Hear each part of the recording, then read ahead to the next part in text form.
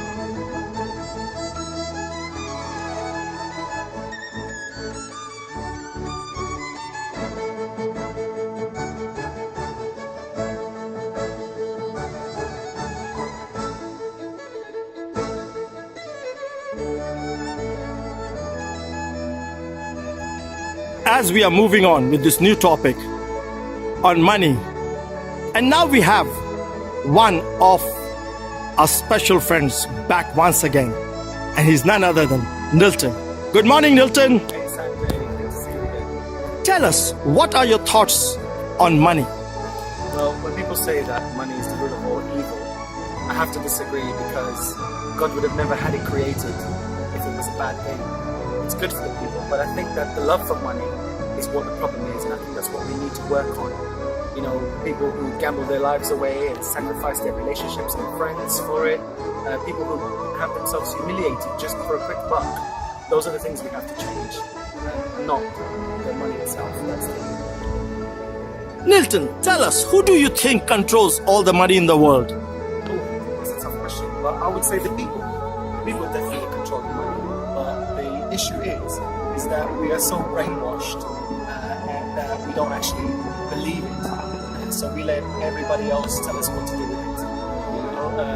But I think we need to start opening our eyes and taking control of what we possess and what we actually are able to do with it. What do you think are the secrets of making money?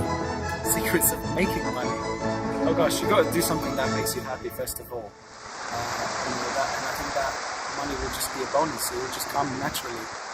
Obviously, we do have our day-to-day jobs that we have to do. Sometimes you have to do things that you don't like in order to feed your family and provide. But I do believe that the secret is to just do it with kindness and do something that makes you happy, truly. Nilton, you're wonderful. Thank you.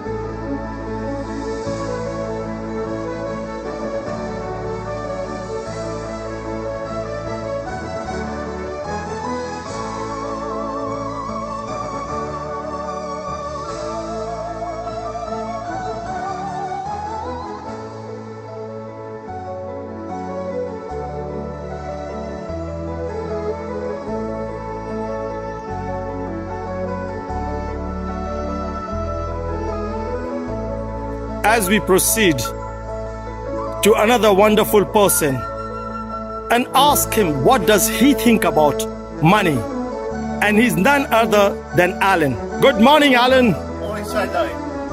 Tell us, what are your thoughts about money? Well, regarding money, they do say that it can't buy you happiness, it can't buy you health, and of course, it can't buy you love. Tell us, who do you think controls all the money in the world? Well, money is controlled by whoever wants to control it. You know, we're all in charge of our own finances. They have all the big banks in the world and everything, but you can have money under your bed, you can have so much in your bank account. So it's whoever wants to control their own finances. That's how I see it. Tell me, Alan, what do you think are the secrets of making money? Well, the way I see it, and I don't know if I've mentioned this before, but there were 4 lads from Liverpool who once covered a song, and part of the lyrics went, "Money don't get everything, it's true. What it don't get, I can't use." Alan, as always, you're amazing.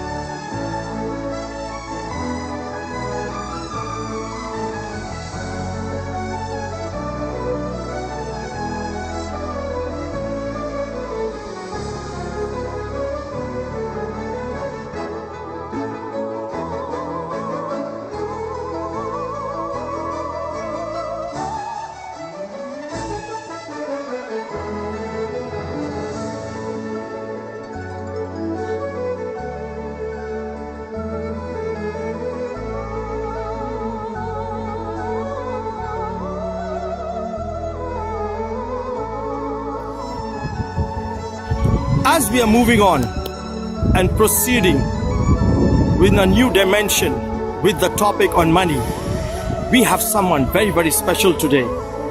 And he's our old friend, Glenn. Good morning, Glenn. Hello, Sanjay. Tell us, what are your thoughts on money? As long as I've got enough money to keep myself and my wife, keep food, roof over our head, I'm not interested in lots and lots of money. As long as I'm able to look after myself, I'm happy. Glenn, tell us, who do you think controls all the money in the world? I think people, if you've got a bit of common sense, you can control your own money. I don't think there's any conspiracy thing about who looks after all the money in the world. What do you think is the secret of making money? Hard work. Get a job, keep your nose clean, and work. It's the only way you're going to make money. Thanks, Glenn. It's such a pleasure to have you back. Okay.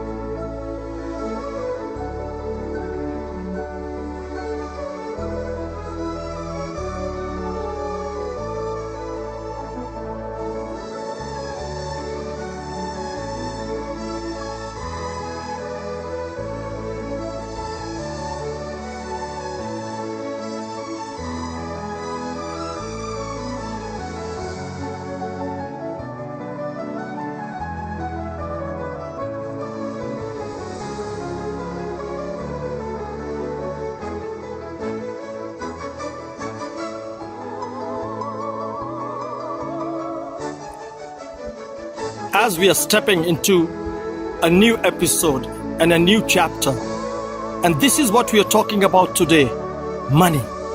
Oh yes, it's music to the ears. And let's see what Tom has to say about money today. Good morning, Tom. Tell us, what are your thoughts about money?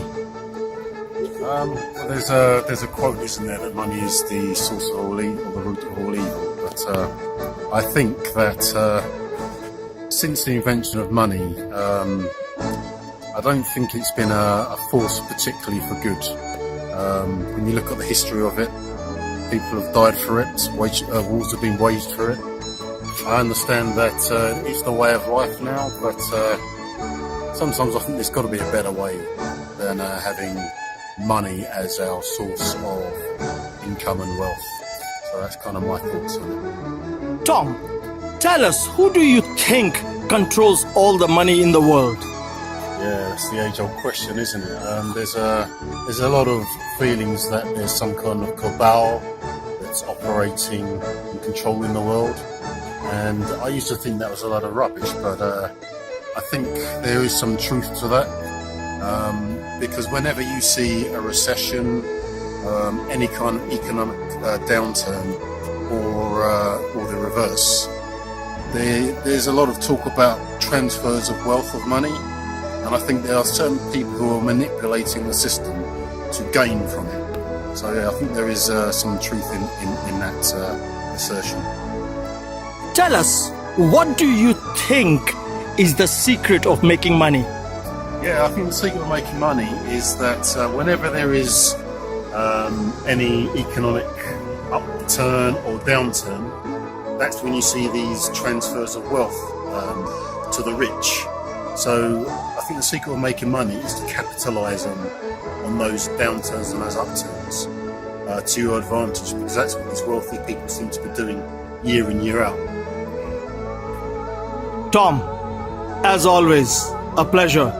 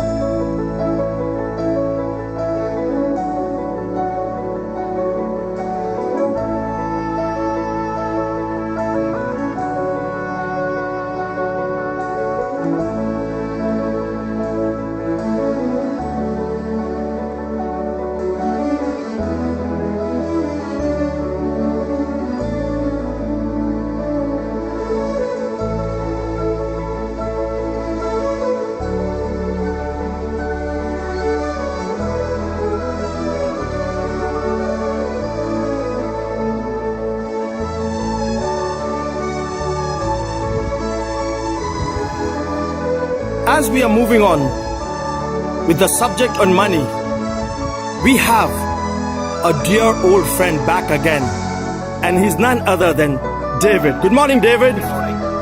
Tell us, what are your thoughts on money? Money is a tough subject to talk about for a lot of people, but I like money. Everybody likes money. It's going to be earned and spent wisely. David, tell us, who do you think controls all the money in the world? Goodness me, it's going to be the rich, the people earning it, the banks. It's a tough question. It's just such a broad amount of people that have money. I guess it's a difficult question to answer.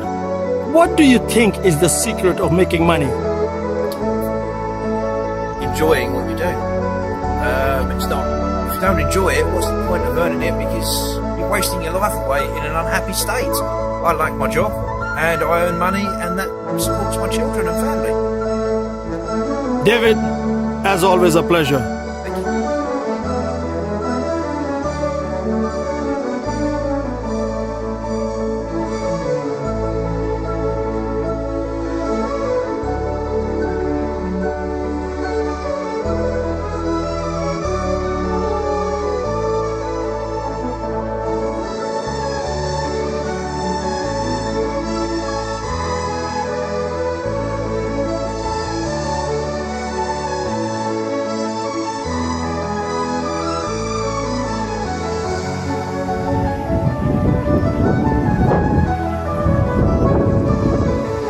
This is Canary Wharf, one of the biggest financial hub of the United Kingdom. Over 100,000 people work out here, and world's greatest financial institutions have the offices. And as we come to the end of this episode on money, we have seen that money can be a necessity, a comfort, or a luxury. And of course, there are different views about money. And Hollywood portrays money in one of his films in 1987 called Wall Street by Michael Douglas, where they talked about greed. And his famous speech where he says, greed, for the lack of a better word, is good. Greed works. Greed is right. Greed clarifies, cuts through the essence of the evolutionary spirit. Greed in all its forms, for power, for fame, for money, for knowledge, has marked the upward surge of mankind. And now they even go on to say that greed is legal. There is another section of society who are working day in and day out, and their voice says, we are the willing, led by the unknowing, doing the impossible for the ungrateful, sometimes for little or nothing. We have done so much for so little, for so long, that now we are ready to do everything for nothing. So we can see that there are two major groups of people, and then the authors who have said that unless you're wealthy, there's no use being a charming young man, for romance is the privilege of the rich and not the profession of the unemployed. For the poor should be practical and prosaic. These are the brutal truths of modern life.